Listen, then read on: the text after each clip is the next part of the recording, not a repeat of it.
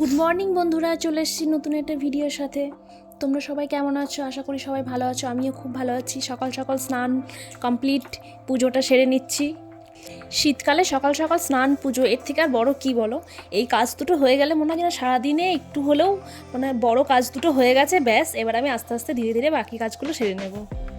বাইরে তুলসী মন্দিরে একটু ধূপকাঠি ধরিয়ে দিচ্ছি। ঘড়িতে এখন বাজে ওই 9টা মাত্র।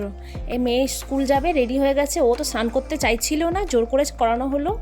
আর এখন ওকে আমি রেডি করে দিচ্ছি। আর ও রেডি হওয়ার সময় এরকমই করে সব সময়, ও করতে দেয় না কিছু, নিজে নিজে করার চেষ্টা করে। আর আমি চাই যে তাড়াতাড়ি করে কমপ্লিট করে নেই। তাড়াতাড়ি স্কুল গেলে কী হবে, ওরা একটু প্রার্থনাটা ওদের একটু তাড়াতাড়ি শুরু হয়, এবার গিয়ে একটু প্রার্থনা করতে পারবে। তো স্কুল পাঠিয়ে দিয়ে নিজে একটু টিফিন করে নিয়ে এখন চলে এসেছি রান্নাতে। আজকে আছে চিকেন কষা, একদম সবার পছন্দের। এই যে এখন মশলাটা কষিয়ে নিচ্ছি। একদিকে রান্না হচ্ছে আর একদিকে চেষ্টা করছি বাসনগুলো ধুয়ে রাখার, একটু পরিষ্কার করে রান্নাটা করার। মানে রান্নাঘরে রান্না করতে করতে এদিক ওদিক ছড়িয়ে যায়, তো আমি চাই রান্না হোক একদিকে আর একদিকে পরিষ্কার করবো। পরিষ্কার না হলে কিছুই কাজ করতে ভালো লাগে না। এখন এই যে চিকেনটা কষা হচ্ছে আর কমপ্লিট আমার রান্না। আর আজকে আছে মূলো শাক ভাজা, ফুলকপি আলু ভাজা, শিম ভাজা, আর আছে সাথে এই যে আমাদের সবার প্রিয় চিকেন কষা। কিন্তু আমাদের সবার প্রিয় বলা ভুল হবে, আমার বোন কিন্তু খায় না। আর এখন বাজে দুপুর 2:30। আমার মেয়ের পরীক্ষা শেষ হয়ে গেছে, ওর বাবা আনতে গেছিলো আজকে অফিস থেকে। জোর জবরদস্তি করে বাবাকে বললাম একটু যাও, গিয়ে নিয়ে আসো, নাহলে আবার আমি যেতে পারছি না, যাও। নাহলে আমি যাই না, আমার বোনই যাই বেশি। ওই যে চলে এসেছে এখন, ব্যাস এসেতে শুরু মা কী রান্না করেছো।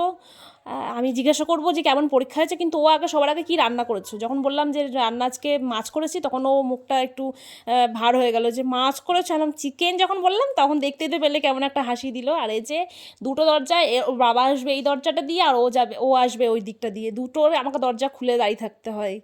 আর এখন ওদেরকে খেতে দিয়ে দেবো, তারপরে আমরা খেয়ে নেবো। এখন ওর বাবাকে খেতে দিয়ে দিচ্ছি, তারপরে আমার মেয়েকে খেতে বসাবো। ও খেয়ে নিলে, ও তো কিছু খাবার খেতে চায় না, বিশেষ করে শিম ভাজাটা খেতে চায় না। মানে ও চিকেন শুনেছে আর অন্য কিছু নিতে চাইছে না, চিকেন কষাটাই ভাতটা খাবে। আমি বললাম না, একটু শিম ভাজা খাও, সবজি তো খাওয়া ভালো। ও খাই, কিন্তু শিম ভাজাটা খেতে চায় না। এখন ওই যে খাওয়া হয়ে গেছে, এখন সন্ধে হয়ে গেছে, সব কাজ কমপ্লিট, রাতে ডিনারও কমপ্লিট হয়ে গেছে। এই যে আজকে করেছি একটু আলুর তরকারি, সাথে পরোটা, আর আছে মিষ্টি। ব্যাস বন্ধুরা, ভিডিওটা ভালো লাগলে তোমরা সকলে লাইক করে দিও, চ্যানেলটাকে সাবস্ক্রাইব করে দিও, আর পাশে থাকার অনুরোধ রইল। টাটা।